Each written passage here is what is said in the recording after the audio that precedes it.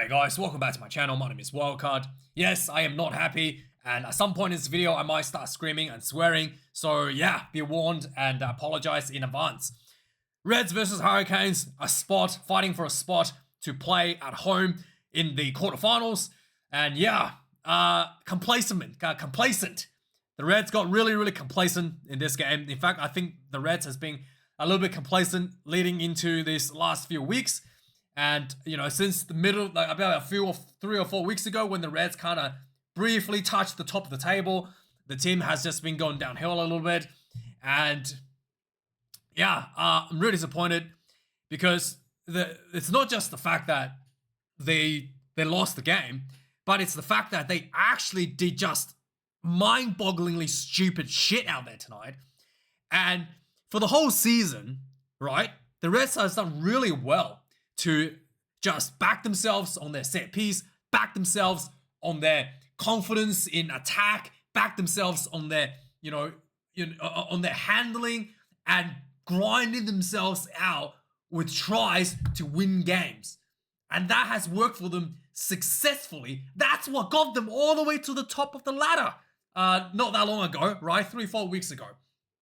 And for some reason, the Reds decided this week, as we are getting closer to the finals, as we are getting, towards the most important part of the season, instead of, reap the rewards of your hard work for the year, that same strategy, that same style that has worked for you the whole year, that got you to the top of the table, instead of sticking to that game plan, they decided to throw all that shit out and kick penalty goals, and milk penalties and kick penalty goals. The game was lost 20 minutes in. It was just mind-blowingly stupid. Now, if your team, right, don't really have a good set piece because you lack talent or whatever, right, and you want to kick penalties to get yourself, that's basically the game plan that you're going with, fine, go for the penalties. Right? Yeah, I don't think it's not a good idea. I don't think that's a good idea because at this level where you finally place up to the national team, you're milking penalties to try to eke out a win. It's just not good enough, right? It's not good enough for the long-term survival for the club. It's not good enough for the talents that you're bringing through to the national team. You need to put the talents through the tough games, and these are the tough games you need to push them through.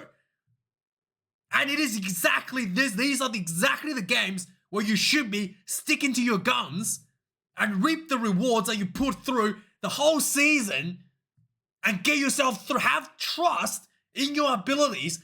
Push yourself through to win the games the way you were for the whole season. And not go with those stupid penalties and try to milk out an easy win when the game gets tough.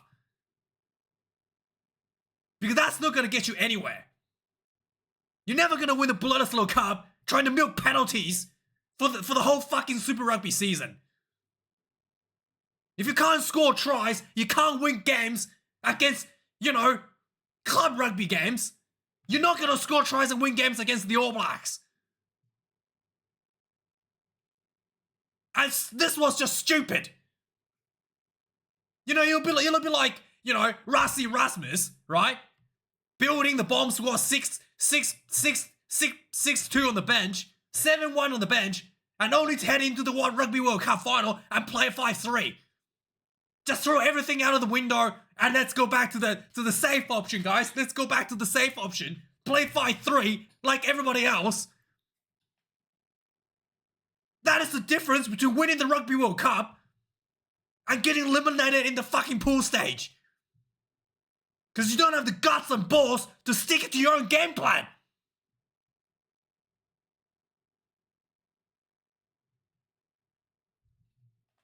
That was just embarrassing. That was just fucking embarrassing. And I actually wanted to turn the TV off, to be honest. And, it's just... like, what's the point of building up your whole season to not execute? And what was really disappointing, right, when the Reds actually did back themselves at the beginning of the game and at the beginning of the second half. And that was great. That's when they scored the tries. They backed themselves. They didn't go for the penalty goals. For some reason, they decided to throw a third of the game out of the window, wasting everybody's time. And now, I know there'll be people out there saying, "Oh, Wildkard, it's quarterfinal, man. You gotta kick those goals. You gotta take point when it's on offer, man." Now, if you think that's the case, if you think it's important to take points when it's on offer, then explain to me why the Hurricanes did not kick 3 points when they had the penalty 77 minutes on the clock. They could have kicked 3 points and made the scoreboard 34 points to 27 with 3 minutes left. For the Reds, can't win. Reds can't win. Can only force a draw for golden point. Why didn't they do that? Why didn't they take the penalty? If that's so important to take every fucking 3 points that's offered to you. Oh, that's right. Because it's more important to control the fucking clock and control where the game is played. Because applying pressure is worth more than 3 points. Because playing rugby is more important than milking 3 points and sitting in front of your try line and trying to hold out for onslaught.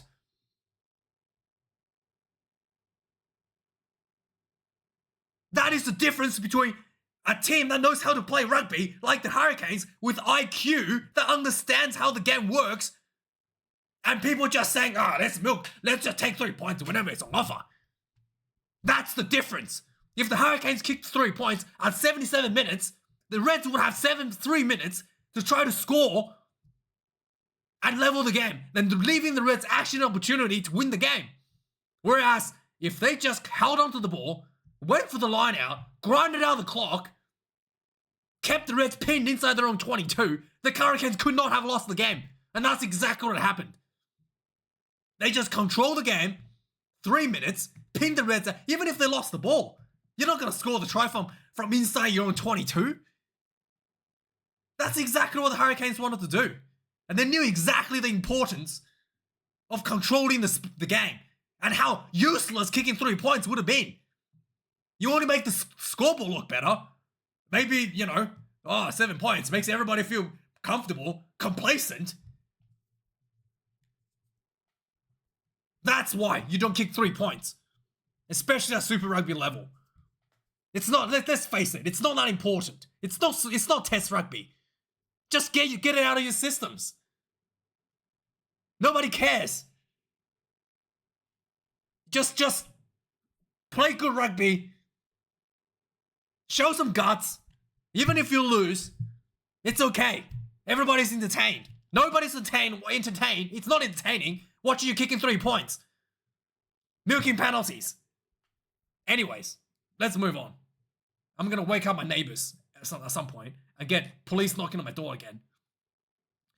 Anyway, and I said I was going to do a less ranty version of the video, but it's actually got more ranty. Let's move on. Hurricanes, I thought, let's have a look at some positives. So McDermott was really good today. I thought he was, really improved from a couple of weeks ago. I said he looked a bit slow and sleepy. I thought he was a lot sharper tonight. In fact, he got better in the last couple of weeks.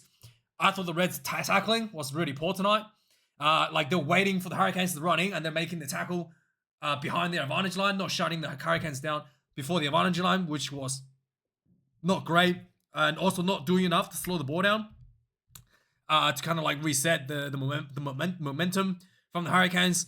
And that's something they should be working on instead of kicking penalty goals. But hey, it is what it is. The Hurricanes keep on building. Ruben Love look amazing once again. Fire is there Fire Noku? What's his name? How do you say his name? Fainganofo.